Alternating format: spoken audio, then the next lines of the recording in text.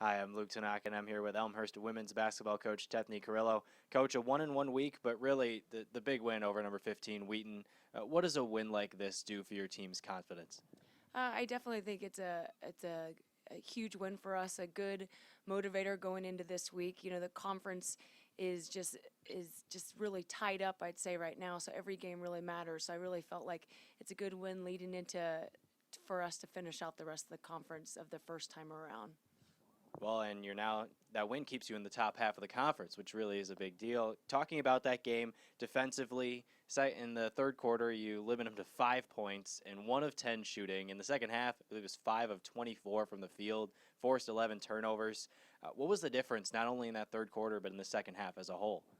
You know, at halftime when we went in there, we really, the message was that we can win this game, but we have to start on the defensive end. And, I feel like the key to the second half was number 15, Hannah Henderson. She came in and really just shut down their number one player. And I just felt like everyone else fed off her defensive intensity, which then helped to leading us to, for them shooting poorly. Talk a little more about Henderson, who had 6 steals, career high, 5 in the second half. She just seemed to be in every passing lane. And I remember vividly one time where she fought off a screen, went above the screen, kept her hands up, and got a steal. You said that she really sparked your team on the defensive end. Talk a little bit more about that. Yeah, Hannah is one of those players that is just great for sure on the defensive end, and we've tried to stick her on different players, for sure that we need to shut down. But she really just rose to the occasion of guarding, one of Wheaton's toughest players, and a player that has usually in the past always kind of hurt us. But Hannah just really embraced that role and really just came to play for sure. On the offensive end, it was Kayla Jones who really sparked that big run in end of the third quarter to the fourth quarter. In a 4-minute span, she scores 9 points of 13 in a 13-5 run that turns an 8-point deficit into a tie ball game. Just what has she done to make her so successful in this kind of matchup? You know, Kayla is really a hard defensive matchup for another team because she's a guard, but she can also, we always say that kind of she's a hybrid player because she can swing from a guard to a post player or a forward.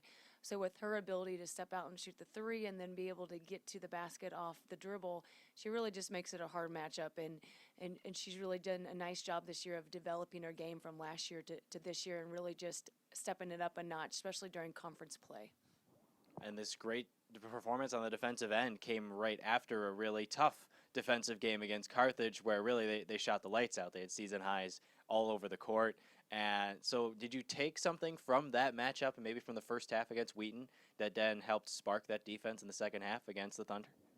Yeah, I definitely think so. I think the girls kind of saw when we don't stick to the game plan and don't just sit down and defend defensively what can happen in this conference. So, the next 2 days after the Carthage loss, we really took it at it in practice and just really the girls were getting after, everything after each other, valuing the basketball, going after everything hard. And I think that was really our key going into the Wheaton game.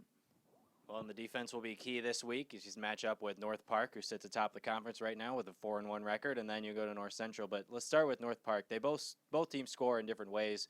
North Park obviously a little bit more traditional in the way they score. And then Liz Rayberger leads the conference in scoring. How do you limit her, and how do you limit the North Park offense? Yeah, Liz is such a good player. I think it's hard in limiting her. I think players that are so good like that always are going to get a certain amount of points. That's kind of what we told our girls, but we're definitely going to be, focusing a little bit definitely on her, as do I think most teams, to try to limit her touches, limit her shot opportunities. But I really feel like it comes down to us just playing solid defense and rebounding. North Park has a more of a veteran team. They play a lot. This juniors and senior group has been together for quite a long time, and you can really tell they're gelling at the right moment. So we really got to make sure that we come into their place, which isn't always an easy place to play in, and just really sit down and play defense and then play together on the offensive end. Then comes Saturday, a matchup with North Central, also scoring a lot of points, but a little bit more unorthodox in the way that they score points. But really, I think the key that I've seen the last couple matchups has been the turnover battle. And obviously, they try to force a lot of turnovers. How do you limit the amount of turnovers, especially with such a young group? Yeah, no, that definitely is a good question and a challenge that we're going to have because a lot of these players haven't last year didn't play or haven't been weren't in our program, so they haven't experienced the intensity and the chaos that North Central kind of brings into a game. So I know after once we're done with North Park, we'll turn our focus more towards North Central and really try to put them in those situations as much as possible.